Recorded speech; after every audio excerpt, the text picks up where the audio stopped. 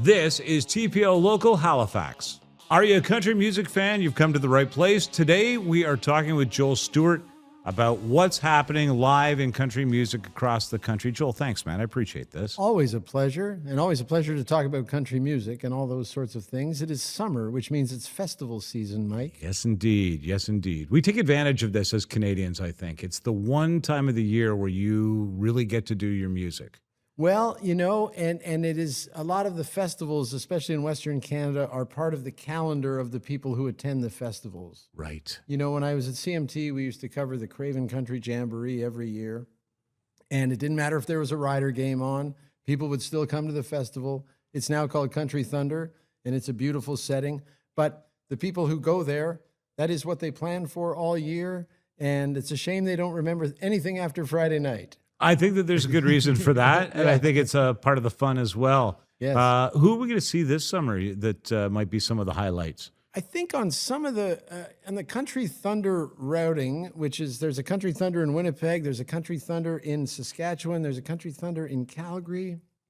Some of the names change, but one of the bigger draws is Lainey Wilson, who a great singer, but she's also known from the TV show Yellowstone and all that kind of stuff. Yeah.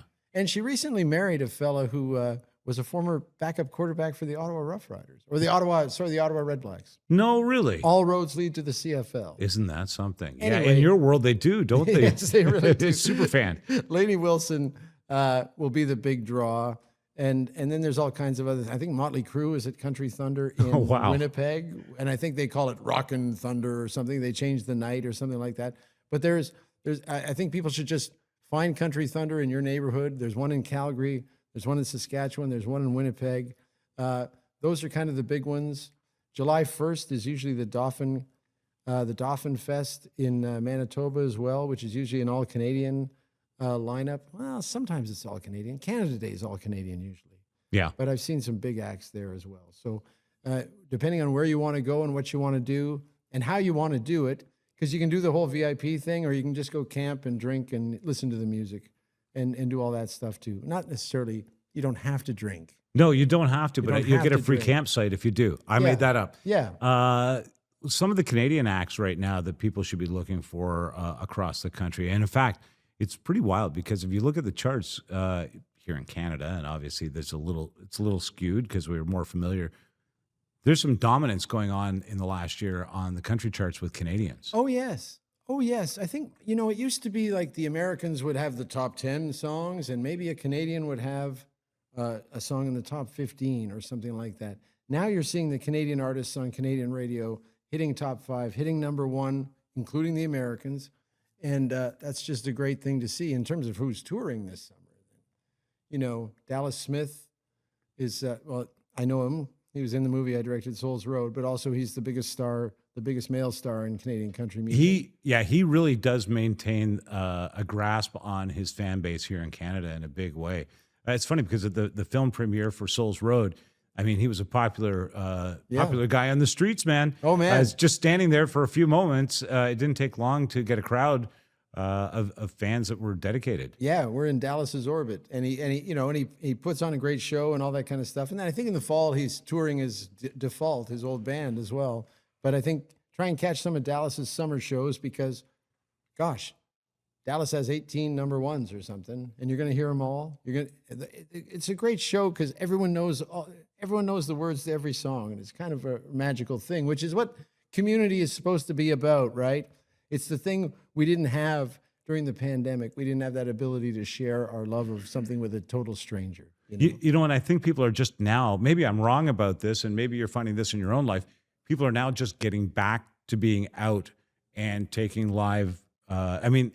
So many years post-COVID, but still people are adapting to the idea, okay, we're going to go out and be around a lot of people. Promise you, if you go to one of these festivals, it will be the highlight of your summer. Yes.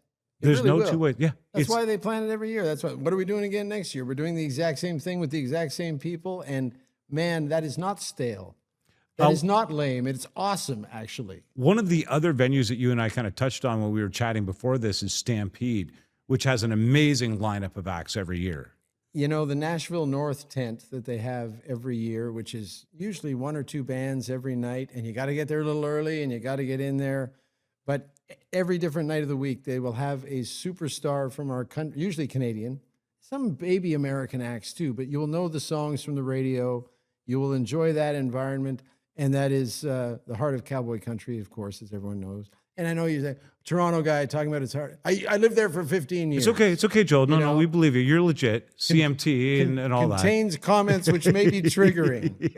But it is the Stampede, and country music is the soundtrack of the Stampede, and they do an incredible job of programming that, and they spend a lot of money programming. They are a good gig to get. Take a look. I would recommend this. Take a look for our country music lineup, which will be posted in a video in the next couple of days. And we'll give you sort of the lineup of what's happening on the West Coast. And you might want to do a little bit of travel and catch some of these festivals and some of these artists. So we'll make them available for you. Joel Stewart, thank you so much. Hey, my great pleasure. Thanks for having me. Looking for reliable and convenient personal safety products? Less Lethal has you covered. As Canada's only authorized Byrna distributor, we provide a range of products for recreation, protection, and security. Explore our Byrna launcher lineup, including the LE, SD, TCR, and Mission 4, designed for different levels of performance and protection needs. We also offer the Banshee personal safety alarm, designed to protect children, women, and vulnerable individuals. Because your safety is our top priority. Shop now at lesslethal.ca.